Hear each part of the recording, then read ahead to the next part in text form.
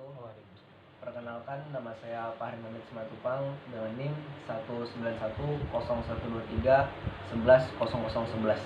Nah, adapun di video kali ini saya akan melakukan proses konseling individual menggunakan teknik prodding.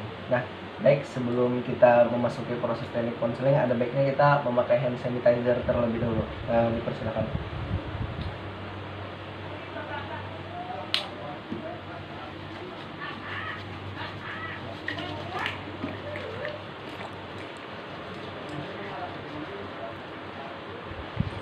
Ya, bagaimana kabarnya?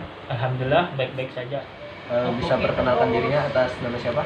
Nama saya Muhammad Rahmatullah. Saya sekolah di Pondok Pesantren Darussalam atau tingkatan aliyah atau setara dengan SMA. Oh ya. Jadi dipanggil siapa? Bisa dipanggil Ahmad. Oh iya. Jadi Ahmad. Jadi tujuan pembuatan video ini merupakan satu proses konseling individual. Nah, jadi Ahmad di sini sudah pernah mengikuti konseling belum? Belum pernah. Apa itu konseling? Oh ya. Jadi sedikit menjelaskan, konseling itu merupakan suatu proses pemberian bantuan dari konselor yang ahli kepada konseli Ahmad sendiri terhadap masalah-masalah yang dialami oleh Ahmad. Nah, jadi konseling itu seperti curhat. Nah, kemudian kenapa? Apakah ada yang ditakuti untuk Ahmad sendiri melakukan proses konseling atau curhat? Takut melakukan konseling dikarenakan takut masalah saya itu tersebar luas. Oh, jadi Ahmad di sini takut masalahnya tersebar luas. Oh, jadi Ahmad di sini tidak perlu takut karena konseling itu sendiri memiliki prinsip yang namanya prinsip yang asas. Nah, jadi asas di sini memiliki itu asas kerahasiaan. Nah, jadi masalah-masalah yang dialami Ahmad tidak bakal kesebar kemana-mana. Ya. Jadi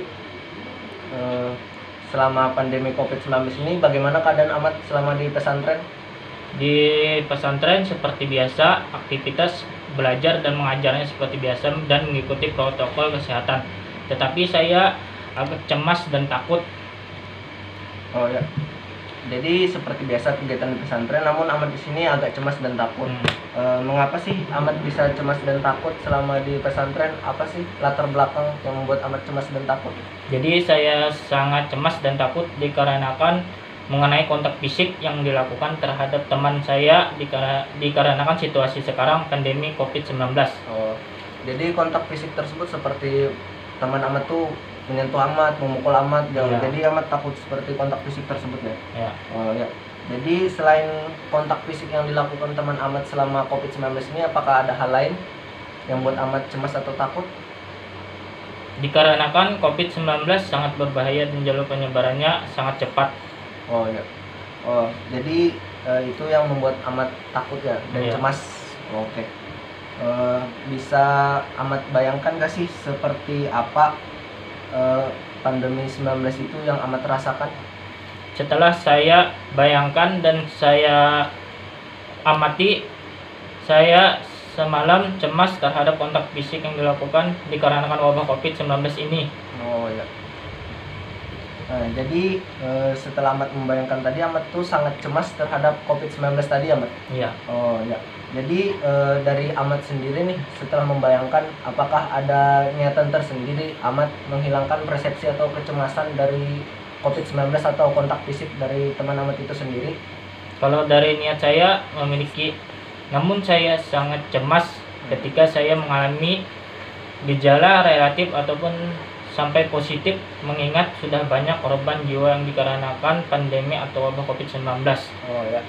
Jadi Ahmad sendiri itu pun sudah memiliki niat, namun mengingat banyaknya korban yang dialami kan, yang meninggal dikarenakan COVID-19, itu yang membuat Ahmad sangat cemas dan takut ya. Ya. Nah, jadi setelah Ahmad punya niat itu sudah sangat bagus, namun Ahmad juga harus percaya diri selain punya niat itu.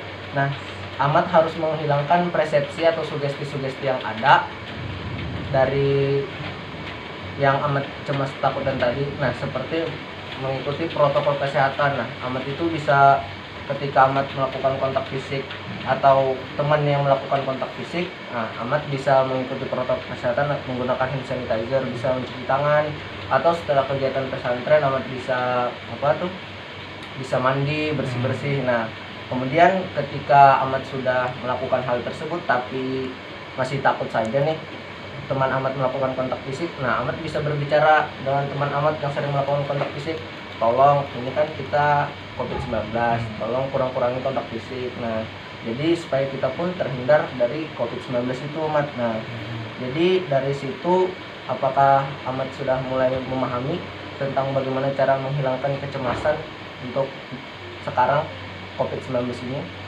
Baik, saya akan mematuhi protokol kesehatan dan menjadi tidak cemas terhadap kontak fisik yang dilakukan selama di pesantren. Ya, baik, mungkin cukup dulu untuk sekarang Ahmad. Mungkin setelah ini saya akan lihat proses-proses perkembangan dari Ahmad supaya tidak cemas lagi. Ya sebelumnya terima kasih banyak Ahmad. Mungkin video proses konseling ini kita cukupkan sampai sini.